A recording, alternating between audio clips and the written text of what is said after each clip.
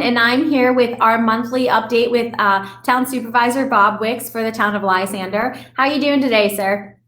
I'm doing great. Awesome. Same here. My background's a little bit different. I'm in Pittsburgh today, so I'm starting to think you're never going to know where you find me when I do these videos.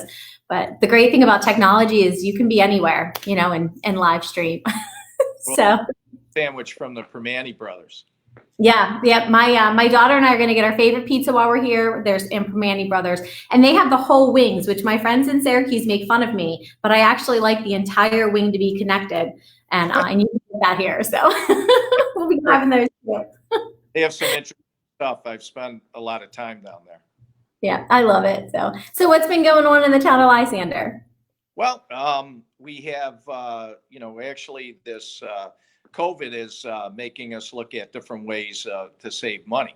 And one of the ways that we're going to save the taxpayers some money is to refinance some of our bonds. We got a couple of long-term bonds, and right now the Fed has lowered the interest rate so low where it makes sense to refinance. So we're looking at refinancing two long-term bonds, one that will mature in 2025, the other in 2028. But over the course of the next 7.5 years, just by filling out some paperwork, we're going to be able to save about $114,000. Wow. That's on money that we're paying, and it's just it's going to be cheaper for the residents. So. Yeah, well, like you said with COVID, I think you've done a good job from the beginning, taking a look at the budget and trying to evaluate where you can save and stuff. So that's awesome that you're able to save more money for the taxpayers. When it's encouraging that you noticed. So I'm noticed well. I'm sure they have. I'm sure they may not admit it all the time, but I'm sure they've noticed. So what else is going on? Well, we're also there's a big push by the state and the governor to have solar and to get into alternative types of energy for the state. So there's a lot of grant money out there for different entities and businesses, investors to invest in solar. And around Onondaga County, there's a big push here to do that. And with solar, that's really up to the Onondaga County Industrial Development Association. They're the ones that can say whether solar goes in or not. Now, we've had meetings with them, and they said if the school district and the towns are not in favor of it, they won't do it, but they can. So because of that, there's a solar project that's investors and landowners are trying to get in on Church Road. They sent us the numbers that we would be getting as far as when you take that property off the tax rolls. And right now it's agricultural, so we're not getting much revenue off of that anyway. But they came in and gave us the numbers, and it was about $1,700 a year that the town would recoup. But that doesn't make us whole if it was any other type of development. So what we did was we negotiated on our own. As a town, we negotiated with the business owners and to come up with a better deal. So we were able to negotiate an additional $2,700 a year. Now the project isn't complete, but it looks like it's going to go through. So we're probably going to pick up another $5,000 a year for the town with that project. And that, again, that's a project that we really don't have a lot of control over, other than to say we don't want it to go through. Now the school district, I think they're being neutral on this one project, but we're probably, if we were able to get some contracts signed with that additional $2,700 revenue, we're probably going to send a letter that we don't oppose it, and in fact we'd be in favor of it, because it is an additional $5,000 that the town would realize that they didn't before. You had mentioned when you first started talking about if the schools or somebody opposed to it, what would be a reason maybe that the schools would oppose to going to solar? I'm just kind of curious. Well, it's all about taxes. They give them tax breaks and they give them pilots. So their the taxes that they generate on that specific piece of property are a lot less with solar than they would be if they developed it with some other type of, say, housing or something. If they went in with a housing development, you would get much more of a tax revenue would be generated from that property than you would with solar. But again, with solar, the governor and the state really wants these projects to go in. So we're kind of caught in the middle. Even though we might not, we might oppose it because we're not getting the type of revenue that we should be seeing. That doesn't mean that they couldn't go through with it anyway. Now, they told us that they wouldn't, but, you know, people can change their minds, and you know, organizations can change their minds, and especially if the governor came in and said, you know, we want this solar and you can't stop it from doing it, we want it in. So we're hedging our bets a little bit, and we realize that, you know, the governor wants this, so we're trying to make sure that at least from a town's perspective, that we're getting the type of revenue off of development that we should be getting. And that's what we were able to do with negotiating our own private deal on the side, on top of the one that OSIDA it had negotiated for the town. Well, and that's the difference when you're being ahead of stuff, right? Instead of trying to catch up later, is to see it coming. And again, I just want to mention that you seem to be, your board and you seem to be doing a good job of trying to hedge your bets and anticipate what's coming and make the best of it. At least that's what it feels like on this side. You know, obviously other people may disagree with me, but definitely when you're caught not prepared is when you don't make as much money as you could when you are prepared for it. And we're trying to stay on top of these things, and sometimes you have to be pragmatic and you have to make decisions, you know, which way is the best way to go. You know, hopefully we make good decisions, and so far they worked out for us. And I think with this project, we're certainly not going to lose with this project. So that's the key. We want to be in a situation where the town is always ahead of the curve. There's some other projects with the sewers. The county eventually is going to take over the sewers. Yeah. So we're trying to work with the county to determine when's the best time for us to jump on board. Where does it make the most sense? But we want to be able to, and this isn't just us, this is every town in the county, and we're all going to have to get on board at some point. So we're trying to see, okay, when should we do it? And then negotiate the best deal for us. So every town is different, but when it comes to this, I'm very selfish. If I can negotiate a better deal for the town of Lysander, then I'm going to do it.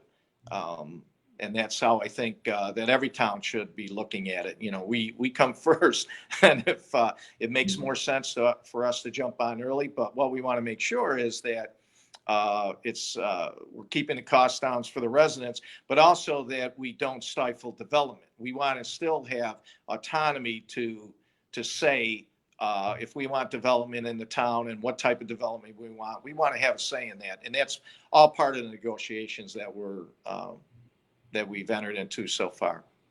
Good. So, well, and unless you have something else in that one, I want to go to a topic that you kind of made me happy with today, and that has to do with septic and public connection. So, can you tell us what's going on in the town, or what hopefully is going on?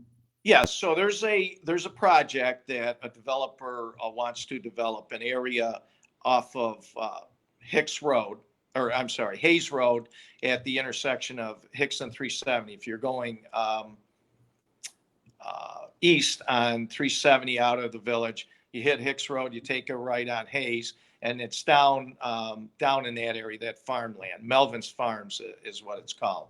And a developer by the name of Ken Raymond, he's a big developer out in Albany. He developed some very, very nice upscale projects in Albany. And he owns the property, so he wants to do a project down there. Now, he's had that area for 20 years. They own that property for 20 years, and he hasn't been able to come to an agreement with the town board, basically because the density that he was looking at before really was too much. The town board at that time didn't think that 430 single-family homes, that area could sustain that. So now what he's looking at, he dropped the number of units down to about 240, I believe. So almost cut it in half. But in doing so, he's going to do some solar down in that area, which it's the area that he's talking about is down closer to the river, which it has natural barriers. It doesn't affect the scenery from up on 370. And it's just a good place from my perspective to put a solar farm, but it also makes it more, he's able to do the development with the solar. It makes it profitable for him. But in saying so, the town, what's the town? It's in an incentive zone area. So what's an incentive zone? An incentive zone is an area that allows developers to come in, but it also, we give them incentive to develop there, but also the town would get something out of it. So in this instance, it's going to be about $2 million worth of infrastructure, a pump station that would allow sewers to go in all along Hayes Road, all brick walk development. It would allow brick walk development to tap into it eventually if the residents chose. Amelia Park to tap into it all the way up on the Hayes Road, but also it would go all the way up to Palmer School. Now, what most people don't realize, and I didn't realize until I got into this position, Palmer School is on a septic system. Now, there's a lot of kids in there with a lot of flushing toilets, and that septic system has to be massive. I was having a conversation with one of the other town board members, Jeff Gutaraskis, who had a conversation with the school district, and they were saying that's on their 5-year plan. They have to do something in the next 5 years. Now, they don't even know if the DEC is going to allow them to put in a septic. So what does that mean? That they would have to foot the entire bill of putting in sewer systems. Now, what the developer is going to do is put in a pump station and $2 million worth of infrastructure. That's $2 million worth of sewer infrastructure that the town residents wouldn't have to pay for, including the school district, which I think is a good deal for the town. And it's going to affect a lot of residents on Hayes Roads and all those other developments that I talked about, the developments that go up along Hicks Road, Camerondale, Gloria Drive, all in there in a positive way, because a lot of them already have dry sewer systems. All they'd have to do is tap into the main sewer and they'd be good to go. And many of those septic systems are old. They're 20, 30, some 40 years old. They're due to be replaced. Well, it probably would be cheaper for them to tap into the sewer systems. And not only that, they wouldn't have to worry about the septic system again. Yeah. Well, at the beginning of our conversation, I had mentioned someone, that I know who's looking at putting in a raised bed, and that's not cheap, so that's why I told her maybe to reach out to the town and see, at least have a conversation before she spends all that money, because maybe there's a short-term solution that she could do. So that's why I said you made my day today. Because when you have your friends, you care about your friends, and they're struggling with something, to see that there's a solution in the future for that. Because it is a mess to have a septic system that's not working, just makes a mess in your backyard. It's a problem for your neighbors, so that literally, Bob, was probably the best thing you could have said to me today by far, and you didn't even know it. Well, I think that there's a lot of people that would be, very, very happy with the fact that they may, if this project goes through, they may be able to, well, if this project goes through, they will have the ability to tap into sewer systems. And the problem for the town is if those sewers or if those septic systems starts to fail, that the DEC could come in and mandate the town to put in sewer systems. So now we would have to take that $2 million, we would have to absorb that.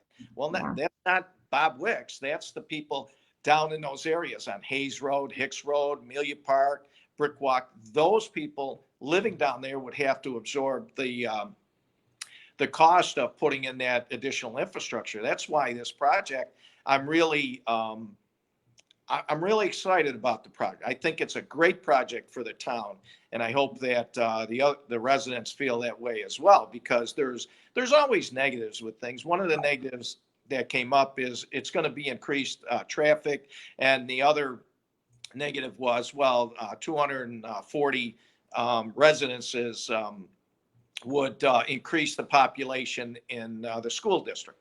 Well, according to the school district, there's, and these are going to be all higher end type apartments. And they're going to be apartments that people that are downsizing, like myself, eventually downsizing, that are looking to get into a nice housing development where they have other amenities, pool and a maybe a workout center, and it's maintenance free. Or people that are just starting out, maybe a couple of people that are young professionals with no children. To give you an example, the apartments that went in off of Downer Street, according to the school district, they only increased the population in school by 12 students. And there's a lot of apartments over there. And that's what this type of apartment complex will probably have the same type of impact on the school, because they're going to be, like I said, they're going to be very, very high end, very, very nicely appointed apartments that people can move into, kind of like what they do down in Franklin Square and things like that. And those are going to be people that their kids are already grown up, or like I said, young professionals that want to move into a nice housing development that they don't have the maintenance and they have the amenities there. So I don't think it's going to affect the school district that much at all. And that's what has been reflected from Ken Raymond, who's the developer that is looking to develop that area.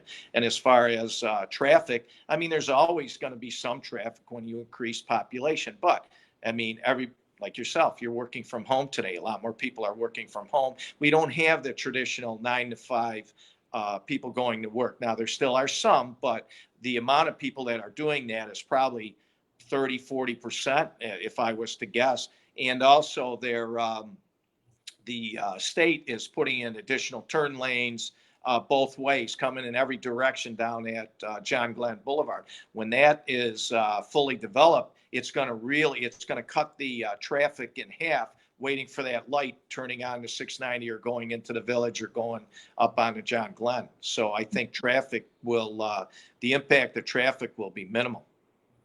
Now, I pretty much makes sense everything you're saying. I didn't think about it, but being in real estate, when you're showing those places, anybody can move in. Like you said, my honor student was one of the students that lived in that area that went to the Baldwinsville School District. So it can be anybody, but I was surprised to hear it was just, I think you said 12 students. That's something that I wouldn't have thought about. But when you put it in perspective, it does make sense. But again, it's all in what everybody's needs are. I know somebody who really is having issues with their septic, who probably isn't going to care about the traffic concern. It's all personal preference and what your needs are and stuff. But the other thing is people don't necessarily want to leave the area completely, but they do want to go south.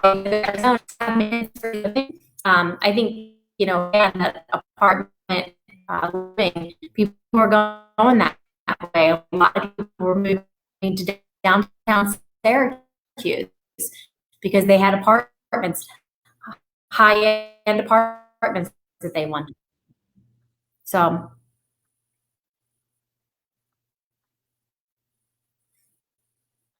can you hear me, Bob?